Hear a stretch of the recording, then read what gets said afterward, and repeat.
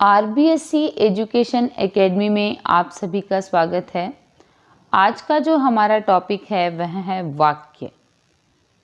वाक्य जो है यह भाषा का सबसे बड़ा अंग होता है। परिभाषा देखिए, दो या दो से अधिक शब्दों के सार्थक योग को वाक्य कहा जाता है। यानी कोई भी शब्द है वो दो या दो से अधिक है और जब हम उसकी पूरी पंक्ति को पढ़ते हैं और उसका अर्थ हमें समझ में आ जाता है तो वह वाक्य है। जैसे राम पुस्तक पढ़ता है या मोहन खाना खाता है, मैं बाजार जाती हूँ। इस प्रकार के कोई भी वाक्य हैं और उनको पढ़ते ही उनका अर्थ समझ में आ जाए तो वह वाक्य है। देखिए आगे, शब्दों का योग यदि सार्थक ना हो तो वे शब्द ही होते हैं। जैसे राम है, उसके आगे अल्प विराम लगा के मोहन है, फिर राधा है, श्याम है। ऐसे पूरा वाक्य लिख दिया लेकिन इसका कोई अर्थ नहीं है, ये सार्थक नहीं है, तो ये वाक्य नहीं हो सकता, ये शब्द ही है। फिर देखिए आगे, भाव या भावार्थ के आधार पर भाषा की सबसे छोटी इकाई वाक्य होती है। वाक्य के प्रकार, प्रयोग व संरचना के आधार पर वाक्य के 3 भेद हैं और ज़्यादातर यही परीक्षा के अंतर्गत आते हैं। तो प्रयोग व संरचना के आधार पर वाक्य जो है वो 3 प्रकार के होते हैं: साधारण वाक्य, संयुक्त वाक्य और मिश्रित वाक्य। साधारण वाक्य में देखिए, वह वाक्य जिसमें एक उद्देश्य और एक ही विधेय हो साधारण होता है। यानी कोई भी वाक्य हम लिखते हैं या पढ़ते हैं तो उस वाक्य के अंतर्गत एक तो उद्देश्य हो और एक ही विधेय हो तो वो आपके साधारण वाक्य के अंतर्गत आता है। अब उदाहरण देखिए, मोहन पुस्तक पढ़ता है। अब मोहन है, पुस्तक पढ़ता है, तो मोहन क्या है? उद्देश्य है। पुस्तक पढ़ता है क्या है? विधेय है। तो उद्देश्य और विधेय जो है ये वाक्य के 2 प्रमुख अंग है। यानी साधारण वाक्य के अंतर्गत उद्देश्य और विधेय जो है अपना विशिष्ट स्थान रखते हैं। अब देखिए उद्देश्य क्या है।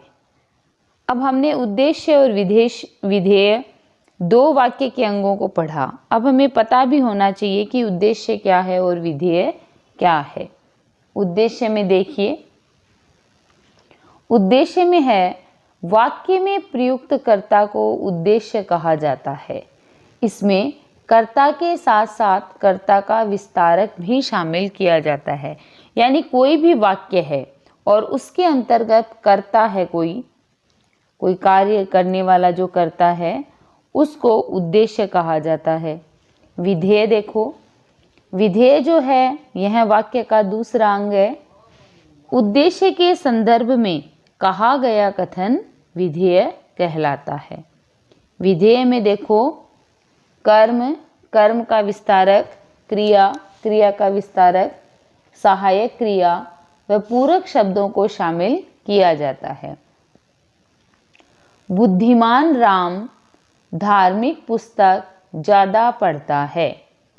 अब इसमें देखो, बुद्धिमान राम जो है वो करता है क्योंकि ये काम कर रहा है। अब राम कैसा है? राम बुद्धिमान है। तो बुद्धिमान शब्द जो है वो राम का क्या है? विस्तारक है। तो ये क्या हो गया? कर्ता विस्तारक और ये कर्ता। तो बुद्धिमान राम जो है वो उद्देश्य हो गया। अब इसके बाद देखो, धार्मिक पुस्तक ज़्यादा पढ़ता है। तो पुस्तक है वो कर्म हो गया। अब पुस्तक कैसी है? धार्मिक है, तो ये कर्म विस्तारक हो गया। ज़्यादा पढ़ता है, पढ़ता क्या हो गया? क्रिया हो गई। अब कितना पढ़ता है? ज़्यादा पढ़ता है, तो ये क्या हो गया? क्रिया का विस्तारक हो गया। फिर है जो है वह सहायक क्रिया है।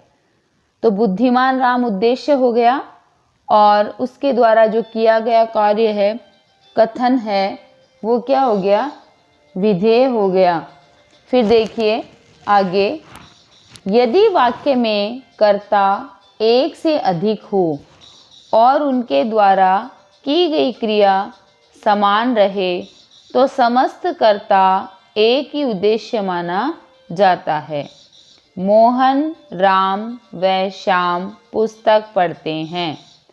मोहन, राम व श्याम पुस्तक पढ़ते हैं। अब मोहन, राम व श्याम ये उद्देश्य हो गया और पुस्तक पढ़ते हैं ये क्या हो गया, विधेय हो गया। और पुस्तक पढ़ना उन सब की क्या है, समान क्रिया है। आगे देखिए, दूसरी बात याद रखने योग्य, यदि वाक्य में कर्ता एक हो, क्रियाएं एक से अधिक हो तो सभी क्रियाएं एक ही विधेय मानी जाती है। इसमें देखिए, राम पढ़ता और लिखता है, तो राम क्या है, उद्देश्य है।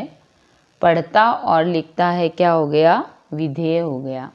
फिर नेक्स्ट देखिए, याद रखने योग्य है, यदि वाक्य में कर्ता भी एक से अधिक हो और क्रियाएं भी एक से अधिक हो, लेकिन प्रत्येक कर्ता द्वारा प्रत्येक क्रिया की जाती है, तो समस्त कर्ता एक उद्देश्य और सभी क्रियाएं एक विधेय मानी जाएगी। अर्थात वाक्य जो है वो साधारण होगा। जैसे मोहन, राम, श्याम पढ़ते व लिखते हैं, तो मोहन, राम, श्याम तो एक उद्देश्य हो जाएगा, पढ़ते हैं व लिखते हैं एक विधेय हो जाएगा। उसके बाद में देखिए, दूसरा है संयुक्त वाक्य। साधारण वाक्य हमने पढ़ लिया, अब है संयुक्त वाक्य। वह वाक्य जिसमें एक से अधिक साधारण व स्वतंत्र उपवाक्य हो संयुक्त वाक्य कहलाता है। ये उपवाक्य देखिए, किंतु, परंतु, एवं, वरन, बल्कि, लेकिन, अथवा, व, तथा, या आदि ये शब्द जो हैं, इन शब्दों के द्वारा जब वाक्य जुड़ता है तो वो क्या कहलाता है, संयुक्त वाक्य कहलाता है। जैसे राम पढ़ता है, कोमा, श्याम सोता है, तो ये दोनों वाक्य जो है वो स्वतंत्र है पर एक साथ जुड़े हुए हैं, तो ये संयुक्त वाक्य है। आगे देखो, राधा खाना बनाती है, कोमा, सीता पुस्तक पढ़ती है और मोहिनी गाने सुनती है। इस प्रकार एक ही वाक्य में जो स्वतंत्र वाक्य होते हैं अलग अलग, वो संयुक्त वाक्य कहलाते हैं। आगे देखिए, तीसरा जो हमारा वाक्य के अंतर्गत वाक्य का भेद है वह है मिश्र वाक्य या मिश्रित वाक्य। तो वह वाक्य जिसमें एक प्रधान उपवाक्य हो, शेष अन्य सभी आश्रित उपवाक्य हो, मिश्र वाक्य कहलाते हैं। यानी दूसरा जो उपवाक्य है वो पहले पर आश्रित होता है। यदि पहला नहीं हो तो दूसरे का कोई मतलब नहीं निकलता। ये दोनों किसी न किसी शब्द में आपस में जुड़े हुए होते हैं। ये उपवाक्य के अंतर्गत जो आने वाले शब्द हैं वो देखिए, कि, क्योंकि, जिसका, जिसे, जो, जिन्हें, ज्यों, चूंकि, जितना, जैसे आदि योजकों से जुड़े रहते हैं।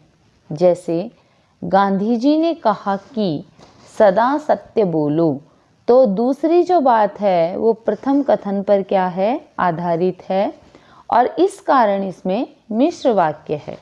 प्रधान उपवाक्य देखिए, यह एक प्रकार का साधारण वाक्य होता है।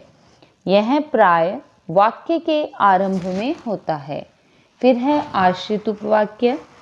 प्रधान उपवाक्य पर आधारित उपवाक्यों को आश्रित उपवाक्य कहा जाता है। इनका आरंभ सदैव योजक शब्दों से होता है। तो देखिए साथियों, आज हमने वाक्य के अंतर्गत जो वाक्य के भेद पढ़े हैं, साधारण वाक्य, संयुक्त वाक्य और मिश्र वाक्य, यह प्रत्येक क्लास के लिए बहुत ही महत्वपूर्ण है। छोटे कक्षा को ले लो, चाहे बोर्ड की कक्षाओं को, चाहे रीट के एग्ज़ाम को, ये सभी में काम आता है और बहुत ही महत्वपूर्ण टॉपिक है। आप सभी इस टॉपिक को ध्यानपूर्वक पढ़िए और कक्षा 9 से 12 तक की जो हिंदी व्याकरण है उसमें भी इस टॉपिक को विस्तार से दिया गया है, तो आप वहाँ से भी पढ़ सकते हैं। आप यदि मेरे चैनल के साथ नए हैं तो आप मेरे चैनल को लाइक, शेयर और सब्सक्राइब करें। बेल आइकन दबाना ना भूलें। कल हम अपने नए वीडियो के साथ आपके समक्ष फिर उपस्थित होंगे। धन्यवाद।